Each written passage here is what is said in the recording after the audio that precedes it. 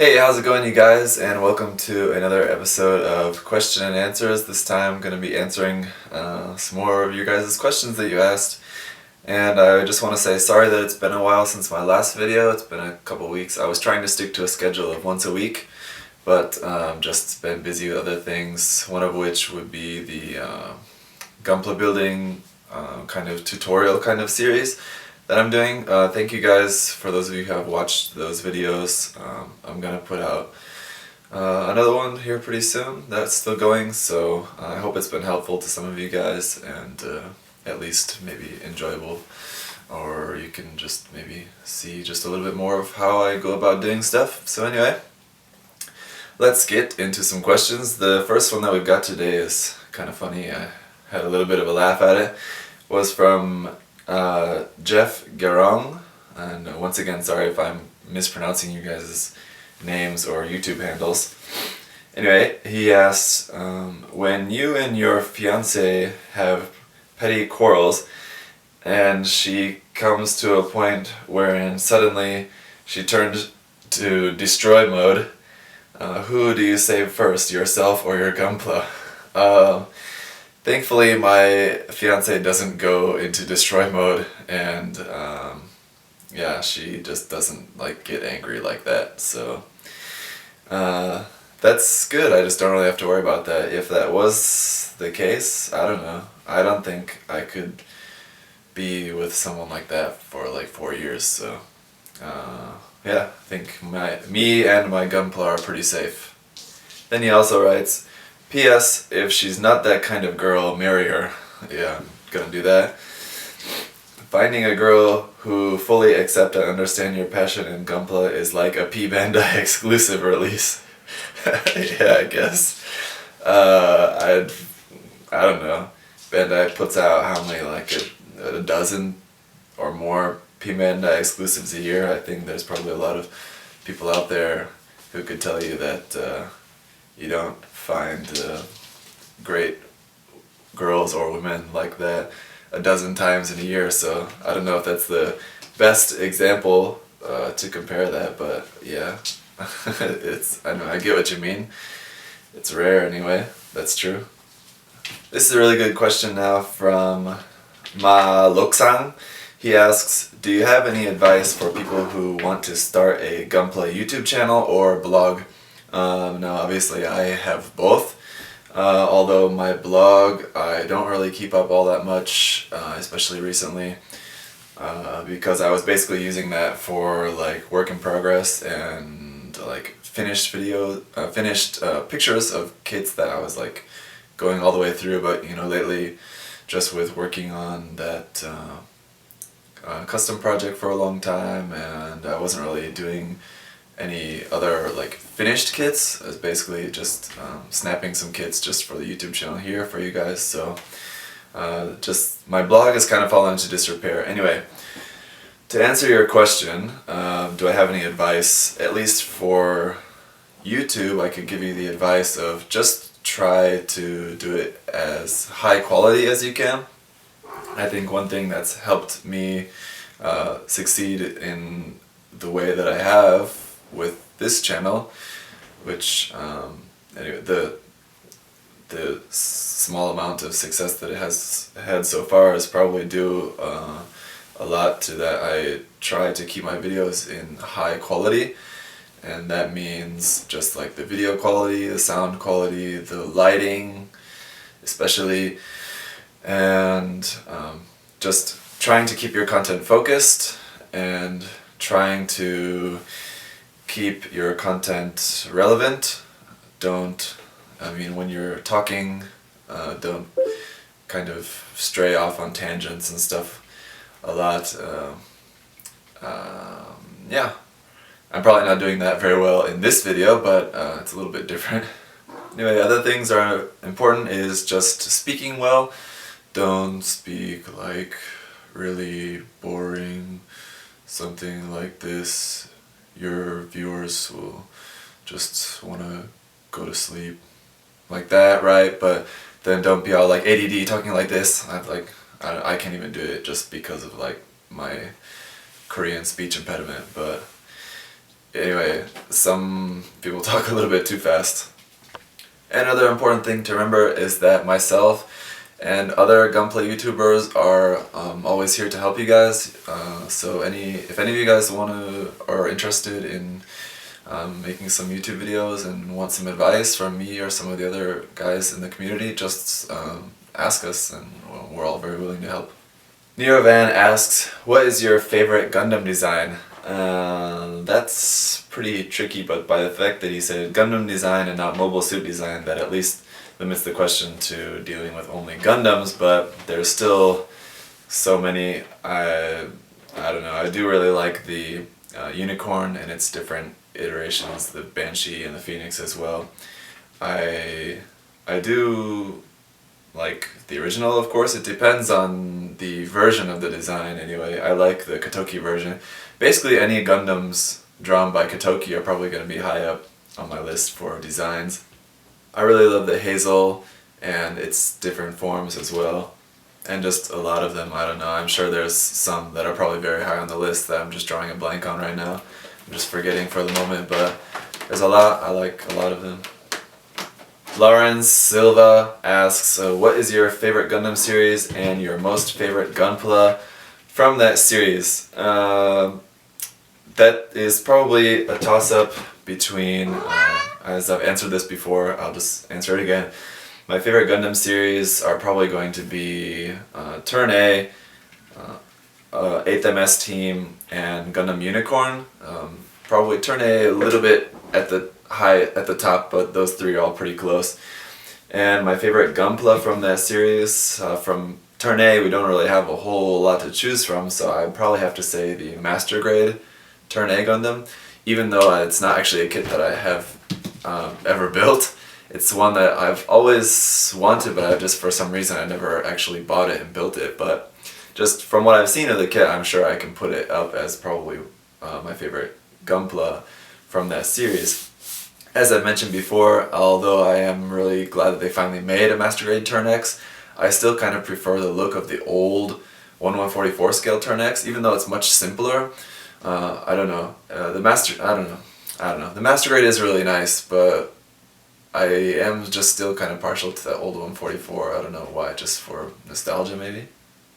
Then favorite Gunpla from the 8th MS Team series, that's really easy because that's the Master Grade Goof Custom. Although some of the other Master Grades from that series, the EZ-8, the GM Sniper, and the Ground Gundam are all also very nice, and they do just come with tons of accessories, so those are pretty cool kits, but Goof Custom's definitely the best from that.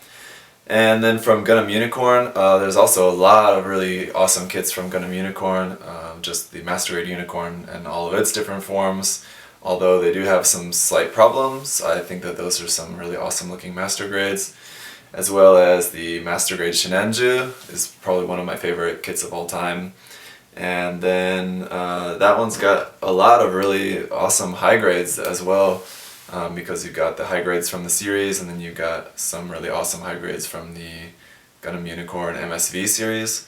So that is a really good series for a good Gunpla, I think, in my personal opinion. Alex Elam asks, will you be doing any reviews of tools, as in airbrush, nippers, paints, etc.? And yes, so I have started the Gunpla building series, which is just basically showing how I build. It's not so much a review of tools, and I probably won't be doing like anything that's more of like a review of tools until maybe later, once I'm like more experienced with airbrushing. Then maybe I'll talk about, you know, a little bit about the airbrushes that I use. But I don't ever think I'll be, at least I don't think I'll still be doing YouTube stuff by the time when I'm like so experienced that I've been through like 10 different airbrushes and I know like what's really good and what's really so different about all of them. I don't know if I'll ever like be at that point anytime soon. So I don't know, if you want like reviews of tools, I don't know. I think your best bet is probably just ask people like what they use and what they prefer. Like basically a lot of the stuff that I use is just because it is just working for me. There's probably some, like, just for nippers, for example, the nippers that I use, they work for me. But if I asked other people what they use and they use a different one, and then I actually tried that, I might find out that that one actually works better. My point is just that I'm not familiar with every single type of every single tool, so it's kind of hard to do. And I imagine that probably not a whole lot of people are. But there are people that are much more experienced than me that I recommend you ask if you're interested to get some like pros and cons for different types of tools. And then he also asks, what is your favorite old school 80s, 90s Gunpla kit? I haven't really built a whole lot of them, so I don't know. I think a lot of them just look pretty doofy. But recently I have kind of come around to sort of appreciating the retro look of them a little bit. If you guys know, well, okay, if you're watching this, you probably know who Vegeta 8259 is, Henry, who was gone for a while. Now he's recently come back, and I think the first kit that he's really reviewed since he's been back has been an old 1/100 Zaku kit that just looked really amazing. And so I just think that's just one example of that. It's proof that even those really old, kind of ugly looking kits can end up looking really good. So yeah, like I said, I haven't really built a whole lot to be able to say what's my favorite. I do kind of like the old Sentinel kits, and a lot of that is just because that's the only way to get those kits in 1/144 scale. Like the full armor double Zeta is only available in that old 80s kit in 1/144 scale. The S Gundam BST with like the 4 boosters, only available in that scale. I do also kind of like the old real type kits. I've actually just ordered a 1/100 real type Gelgoog, so I'm looking forward to working on that. Those are pretty awesome because they come with a bunch of water slide decals too, which is really cool. So I'm looking forward to working on that, and I'll probably do some sort of work in progress, at least work in progress videos, or I don't know if like I'll do another complete series of videos for that build. I'm not sure, but anyway, I'm looking forward to that one. Rokundil5 asks, what got you into Gundam Gunpla? As I've answered before, that would be watching Gundam Wing and G Gundam, probably, and then a little bit later 8th MS Team, watching those anime on TV when I was pre-teen, I guess somewhere when I was around 13, I guess. I don't remember exactly when it was, but... Then he asks, what are your thoughts on people who just keep huge backlogs and don't do much else? I don't know, it's their money and they bought the kits so they can do whatever they want with them. I'm sure a lot of people have some really awesome kits in their backlog that I would love to have, so if I saw like somebody's picture of that, what I would think is, man, I wish I had that, whatever kit I see in there that I really liked. Otherwise, I would just think, yeah, that's nice. I don't know. We've all got backlogs. I don't know. I kind of like my backlog because it consists of all the kits that I wanted to buy. But this is a topic that I've actually considered doing a sort of discussion video on recently, and just because I do think to a certain extent it's just kind of showing off, and just kind of basically doesn't really serve any purpose to the modeling community and doesn't really do anything to help you become a better modeler by just keeping all your Gunpla in the box and never building them and never trying to improve your skills. So then his final question is, how do you like bacon? I like bacon, although here in Korea it's not really all that common, so I don't really get a chance to eat it all that much. That's probably not a bad thing because it's not exactly like really good for you, but I do like bacon, yes. When I get a chance to eat it, I eat it. Next, Beautiful asks, do you consider Model Comprehend a knockoff brand? The term knockoff can be a little bit tricky. technically, yes, it's a knockoff because it's a knockoff of the intellectual property of Bandai. However, what I usually use knockoff to refer to is something that is a direct copy of something that already exists, as in like something more like TT Hongli, where they basically just make a one-to-one copy of a Bandai kit, although obviously of lesser quality. But in the case of Model Comprehend, they're basically using a different design, and basically they're using designs and kits that are not made by Bandai.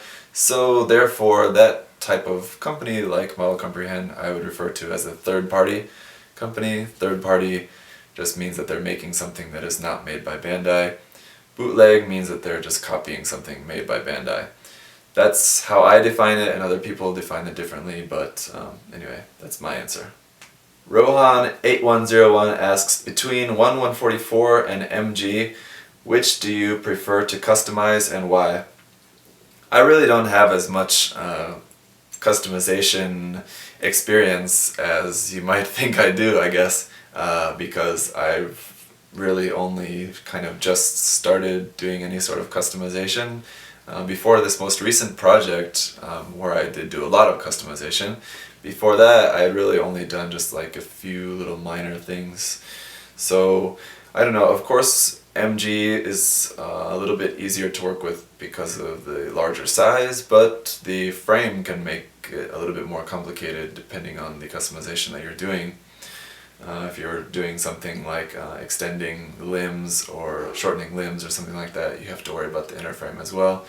And if it's on areas where the armor moves, then obviously you're going to have a little bit of a problem there. So that could be the case for 1144 scale too if you're talking about real grade kits, but I assume that you mean high grade kits in your question, either high grade or non-grade or first grade, something like that. Something without an inner frame. In that case, that makes those maybe a little bit easier to customize in that way, that you don't have to worry about the inner frame. But again, it's kind of a hard question to answer directly, but that's why. Dale Jones asks, have you been sponsored by any websites? No, not yet, and it's something that I've been trying to get on because honestly, just very busy in life these days. As some of you guys know, I'm getting married this year. I just moved into a new place, and so money is kind of tight these days, and just having some sort of sponsorship would just help me to be able to keep reviews coming for you guys. I mean, I have enough in my backlog already that I really don't need anything else to build. I have plenty of stuff to work on to build just on my own. But I know that there's maybe not a lot of you, but some of you out there who do enjoy seeing my reviews, and so I want to be able to keep bringing out new stuff for you guys. And I know especially seeing reviews of new products is important because maybe you're on the fence as to whether you want to buy something new or you're just excited about seeing something new, and so that's, I know, important for showing you guys.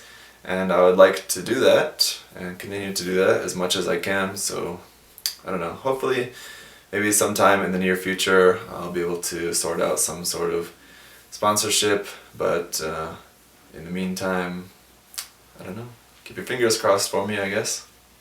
Chris Vincent asks once again, what is your favorite Gunpla? Again, I've kind of answered this a few times already. Just as I previously mentioned, the Master Grade Shinenju would be one of them. The Master Grade Goof Custom, and I don't know, plenty of others. There's a lot of them that I really enjoy. Chung1510 asks, which grade of Gunpla do you like and why? I kind of like all of them, but as I have answered before, I do think Master Grade is probably just going to be my favorite because it's a little bit larger, so that makes it a little bit easier to work with. It does have an inner frame, so that helps a little bit with the stability and the articulation in most cases. Of course, there are exceptions both ways. And obviously, perfect grades would be an example of that too, but sometimes perfect grades are just too large and too cumbersome. And there's just not really enough perfect grades in existence to really call it my favorite. Master grade is probably just going to be the best in terms of what you're able to do with it and just the amount of master grades that are available at the moment. Then he asks, what Gunpla would you like to see released that hasn't been released yet?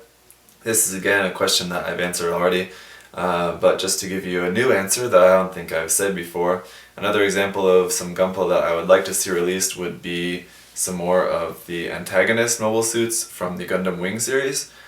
I don't know if I've really talked about it a whole lot before, but I do like the Gundam Wing series just mostly for the nostalgia factor. It's what basically got me into Gunpla and Gundam.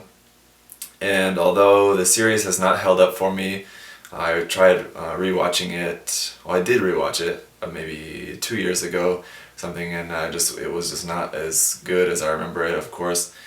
And even the mobile suit designs are okay, but they're just not really my favorite. But I do think that I would really like to eventually see the release of a Master Grade Leo, and as well as a Master Grade or possibly an RE of the Mercurius and the V8, although I think that probably won't be an RE because so far everything that we've seen in the RE line has been of the UC timeline. I don't know if and when they're going to break that, but probably a Master Grade would be more likely, and I think it wouldn't be very hard for them to do. I don't know, I'm sure it's going to come eventually, but the Leo Space Type, Mercurius, V8, I'd like to see those get a Master Grade release someday. Sean Winfield asks, what was the first Gundam kit you ever built? Once again, that was the 1:100 scale HG Shenlong from back, I think that kit was released in 95, I want to guess. I don't know, I think Wing came out in 95, right? So somewhere around there that kit probably came out. Anyway, I got it a little bit later, probably somewhere around 2001 or 2002, somewhere around there, from Toys R Us, I believe. Then Vic Vapors asks, what was your first Gunpla? Just answered that. Next, a good buddy of mine, Joe, over at Joe's Gunpla. If you guys don't know about Joe's Gunpla, go check out his channel. He's got a lot of passion for Gunpla and a very huge collection of Gunpla. And having more of you guys checking out his channel and letting him know about some of the kits that you want to see will maybe help keep him inspired in building a lot of the stuff that he has piled up in his closet and room and everywhere else. Anyway, Joe's first question is, what do you look for in a kit? Personal preference, engineering, articulation, and I have to say just a mixture of all of those. Personally, the engineering and articulation are probably a little bit lower on the list. It's basically just personal preference, and the aesthetic of the design is probably what comes first, because you know, when you are looking at a kit and if you're just seeing pictures or even a video or something of the kit, it's just going to be standing there. I mean, unless you're doing a lot of customization work, putting in motors and stuff, Gundam models don't move on their own, so you know, 99.99999% of the time you're seeing any sort of kit, it's just going to be standing there motionless. So the articulation and the engineering a lot of the times really don't matter a whole lot to me. What I'm more concerned with is just how the kit is going to look just standing there. But then that does come into play a little bit if you're talking about posing the kit, because for me being able to get a kit into some nice poses is also very important. So yeah, the articulation and the engineering do matter a little bit in that way, that I want to be able to pose the kit in some way. But as long as it's able to get a few good poses, basically what I look for is just something that just appeals to me aesthetically. Then his next question is, what is your favorite part of the building process? Well, I think there's another question later on that asks what is my least favorite part, so I'll save that for later. But for now, what is my favorite part? Probably just doing the snapping, like the initial build, because you know, it's kind of quick, paced. You know, when you get into later stuff like painting and sanding, it's a little bit more arduous, a little bit more boring in a way. I don't know, painting, not so bad anyway, but it takes a lot more focus. Anyway, when you're just going through the snap of the kit, it's a lot more gratifying, just putting it together, and you're seeing it kind of come together in a little bit quicker pace, so that's kind of gratifying and enjoyable for me. And his last question is, how do you like living in Korea? And I like it. Obviously, I mean, like anywhere else, it's got its pros and cons. It's not like any kind of perfect dream world or like anywhere else. There are definitely some things that I dislike about living in Korea, but for the most part, for where I am in my life right now, just not quite married yet, and not quite into like a full-on like career or anything yet. It's okay. It's very comfortable. A lot of very good food, of course, and just very low cost of living. Just food and especially travel, everything else is relatively cheap here compared to places like America or Japan especially. Next, Fishming5 asks, what was your first Gundam model kit? No offense, Fishming5. I'm not directing that evil stare at you. Just saying, I'm not going to answer that one again. Although it is going to come up more times, I'm sure. Quiet, please. Next, Brian Wong asks, how do you manage your time between Gundam building and family, etc.? Luckily here in Korea I don't really have a whole lot of family other than just my fiance and her parents to really kind of not really get in the way, that's the wrong term to use, but just to have to consider in my time management. I do, you know, I talk to my parents back home in America just via Skype. I try to do it at least once a week, sometimes twice a week. And that I can even do while I'm working on something, so that's pretty easy. And for spending time like with my fiance, occasionally I'm able to work on stuff like while she's here. You know, she's working on something on her own, and I'm working on Gundam stuff and just kind of hanging out together. Or other times, you know, of course I have to make time for just to be focused on her. That's important too. And then for my job, I'm luckily the job that I have as an English teacher now, usually my time at school I'm able to finish everything that I need to do in terms of actually teaching my classes and preparing for classes as well. I can pretty much do everything at school. So then when I'm at home I don't really have a whole lot of like work to do for school. So that's pretty good. I do also have to make time a lot for just doing YouTube stuff, as well as just like my own building, so that's actually probably the biggest thing to handle, how much of my Gunpla time is going to be devoted to just my own projects or something related to YouTube. And then also just like other hobbies, I'm also, I cycle a lot, so just not recently because it's very cold, it's winter here, but in the summer, you know, I have to make time, and not have to, I enjoy cycling and all of that, so I don't know, just gotta do what you can. I'm trying to be of the philosophy of not really thinking so much about managing your time, because that's been, in recent years, that's been kind of a point of stress for me, is worrying about if I'm managing my time really well.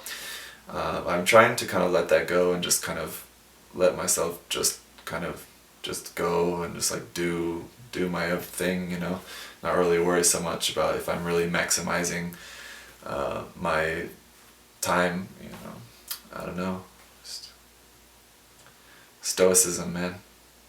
The Excellence 718 returns asks, what do you do for a living that allows you to fund your hobby? Well, like I said, I'm a public school English teacher here in Korea, and I make an okay amount of money. It's not great, like I don't know. on average, I probably spend somewhere around $100 to $150 a month on Gundam kits or Gundam related stuff. Probably a little bit higher these days than it was in the past because of you guys. But no, I'm not blaming you. Like I've said before, I'm really enjoying all of this YouTube stuff, and I enjoy making content for you guys, and it's just inspired me to try to work on making more and more content, which usually has been been wanting to buy more kits, and maybe I'm just using YouTube as an excuse, like I have been buying kits that, oh, I need to buy it because I want to show it on YouTube. It's just kind of an excuse to buy kits, probably, but yeah, I'm able to fund my hobby for now, but it's getting there to the point where I definitely need to cut down these days. Then he asks, what are your thoughts on the Seed and Seed Destiny series? Very controversial topic, as a lot of people love Seed and or Seed Destiny, and a lot of people really hate it and consider it like the scourge of the Gundam universe. Personally, I mean, I watched it. I didn't think it was that bad. I'm not in any hurry to rewatch it again anytime soon. It's definitely far from being my favorite series, but I don't really hate it, and I don't know. In terms of the mobile suits and as well, I don't know, with a lot of people hate on them for like beam spamming, and wings on a mobile suit doesn't make sense and this kind of thing. I don't know. It all doesn't make sense. I mean, I don't know. It's just a cartoon show. So, yeah, whatever. You know, I don't love it. I don't hate it. Whatever. And lastly, what do you think of the RE Mark III? From what I've seen of the RE Mark III, including Dave, the Gunpla Meister, recently had his review of it, which kind of made me like it a little bit more than I did before. From what I've seen of it, I do like it. There are certain aspects of the design that I'm not really a big fan of, but it does look like a really nice kit, and the price point is definitely good. Less than $30 for that kit is good. Someday I'll probably buy one, I'm sure, but for now, basically the biggest reason why I have not bought one is because I'm going to be getting a Mark III sometime later this year, I hope, in that I'm getting the 1 to 60th scale full armor Mark III that's being made by Ex Machina, but it's been in like the 9th circle of delay hell. It was supposed to come out like last summer, and then it was delayed till like last fall, and that's delayed till this spring, I think April, I think is what they're saying now, but there hasn't been an update in like a month and a half, so I don't know if and when that kit is ever coming out, but I pre-ordered it anyway. That's the Mark III for me for now. I don't want to get a second Mark III at the moment, but I am sure I will get the RE version someday. For right now, I'm just really looking forward to the RE GPO4. I really can't wait to get that kit. Next, Kid Crimson 66 asks, what was your first one? And then in parentheses, kit with bad nub cutting and sticker placement. Well, as I've said, the first one was the 1/100 scale Shenlong, and I don't remember how the nub cutting was on that. I imagine it was probably not great, but I don't think it was that bad, because I think I was basically doing just a dumbed down version of basically similar to what I do now, cutting it with nippers, and then, but I think back then I was just using like wire cutters, but it's not that bad of an alternative, and then just using an X-Acto knife to kind of clean up the nub, so it probably wasn't too bad. And the sticker placement, that is one thing that I do remember. I don't remember the quality of my sticker placement, but I just remember the quality of the stickers, like putting the stickers on there, and even as like a first time Gunpla builder, I just remember thinking like, man, these stickers look like crap, and just wishing that I could paint it instead. And I had some, like, I think maybe some testers, enamel or acrylic. Probably acrylic, I guess, because I don't remember ever using enamel thinner at that time. There was some stuff I tried painting with some acrylic paints at that time, and it just didn't look bad. I couldn't get it even, and it had brush strokes and everything like that, and I didn't know how to do it right, so yeah, that was the first one. Next, Ephraim Medina Jr. asks, what MG kit would you recommend for people who have been modeling for a while? I don't really understand that question. I kind of think that that's a typing error. I think you meant to ask what MG kit would I recommend for people who haven't been modeling for a while, as in like if you still kind of consider yourself a bit of a beginner, what MG kit would I recommend? If that's the case, then I would have to say maybe an older MG kit, because older MGs are a little bit more simpler. Modern MGs tend to be a little bit more complicated in their build, but as I've said before, and as I will always say, I just recommend you to get whatever looks good for you, because ultimately if you can build the simplest of kits, you can build the most difficult of kits, because it's essentially all the same steps, it's just more of them. And I mean, if you can read the manual, then you can figure it out. So just get whatever looks good to you. If I'm not reading your question wrong, and if your question is correct, what would I recommend for people who have been modeling for a while? Yeah, the answer is still the same. Just get whatever you want, right? I don't know. Next, Turbo Clapper asks, what is your favorite MS that Bandai has not made a kit of yet? Again with this question, but this time I'm going to say the Deep Striker. That is a version of the S Gundam. Bandai has not yet made any sort of kit of that. I imagine that it is a possible release in the RE100 line, although I'm not sure. Even in 1/100 scale, it's going to be very, very large. So I don't know. I don't know if and when we're ever going to see a kit from Bandai of that particular design, but it is very high on my list of favorites, and I would like to see it someday. Next, Blaze Marquez asks, where did you decide to plunge into building Gunpla? That probably would have been the local Toys R Us, where I first saw my first Gunpla. And he asks, were model kits something you liked before, or did watching the shows make you want to get into them? I was not into building models before. I was just into playing with the action figures. So no, yes, definitely the show is what got me into building Gundam models. Next, Super Jerry 96 asked, what kit did you find the most unique and why?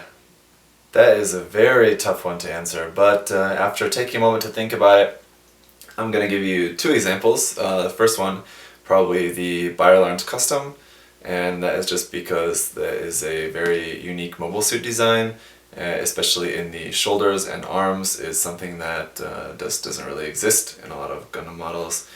And otherwise the kit is not too unique, although it is sort of, I don't know.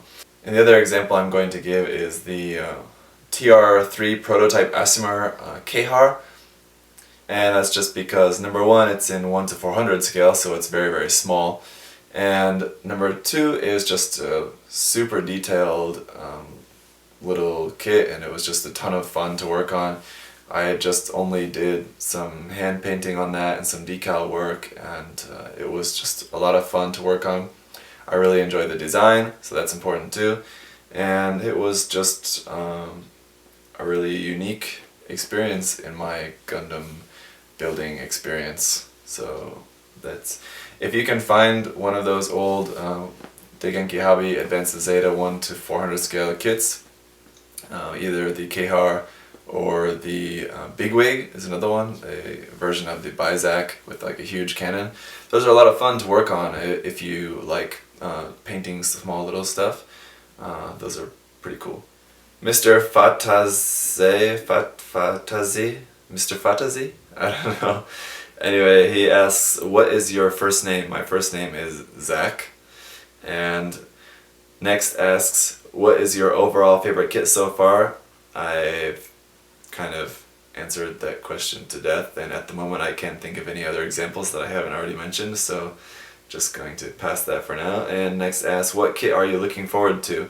As I also have just recently mentioned, I'm very much looking forward to the RE100 GP04G Gerbera, and I'm also very much looking forward to the HGUC Zaku 2, the Origin version of Char's Zaku. That one looks pretty cool. Non-Bandai releases, I'm looking forward to the someday release of that 1:60 scale full armor Mark III. And also from Mechanicore, they have recently released their announcement of the 1/100 scale Penelope. I do really like the new look that they've gone for that, so I'm looking forward to that. I'm also very much looking forward to their version of the 1/100 scale Deep Striker. It's a very much modified design of the canon version of the Deep Striker that we know, but it looks very interesting, and just based on the sheer size of that kit, I'm really looking forward to getting my hands on it and just kind of seeing what that kit's going to be like. Next, Peter Gien asks, any tips for hand painting with Tamiya acrylic paint with a brush? I've only tried painting with acrylic paint a couple times just recently, and not with Tamiya. I was using Mr. Color acrylic paint, and I haven't quite got the hang of it yet, so no, I'm not going to be able to give you any tips on hand painting with acrylics anytime soon. Maybe sometime later once I've got a little bit more experience with it. But for now, when it comes to hand painting, my experience is pretty much limited mostly to enamels, because when I'm hand painting just details and stuff like that on the kits, I prefer to use enamel paints. So yes, I will be doing a portion of the Gunpla building tutorial series that is now ongoing. I will be doing one of those videos about hand painting with enamel paint and a small brush, so we'll be seeing that very soon, probably. And then one more question, guys. I know this has been a pretty long one, but because I skipped a week or two, I just wanted to get some more questions out of the way in today's episode. So if you guys have made it all the way to the end, thanks for sticking around. I hope this has been interesting for you guys. The last question I want to answer today comes from another great friend of mine, Simon, over at Gundam UK. He asks, when are we going to have a build-off? And the answer, Simon, is this summer? I don't know. Simon and I have talked about this, and we are thinking that possibly this summer, but once again, I'm getting married in the summer twice, actually. One here in Korea and once in America. So I'm going to be quite busy, and I'm sure Simon's probably got stuff going on as well, being a working and family man as well. So we're going to have a build-off pretty soon. But anyway, I'm looking forward to that, Simon. I'm looking forward to that, and I hope getting one or two other people involved, and yeah, should be fun. I've never done one before, so I'm looking forward to that. And so that's it, guys. Thanks for watching. Stay tuned, as the tutorial series is still ongoing, and the question and answer series is still ongoing, as I still am not even halfway through the questions yet. And yeah, still got a lot of cool stuff coming up for you guys. I really appreciate your patience with me in this time where the actual model kit reviews are probably a little bit slow, just because I am in the process of moving still. So yeah, just thanks you guys for all the support. I can't thank you enough. You guys are awesome. So leave your questions, more questions if you want, comments, critique, advice, whatever you want, leave that in the comments below. Thanks for watching, guys, and I'll see you soon.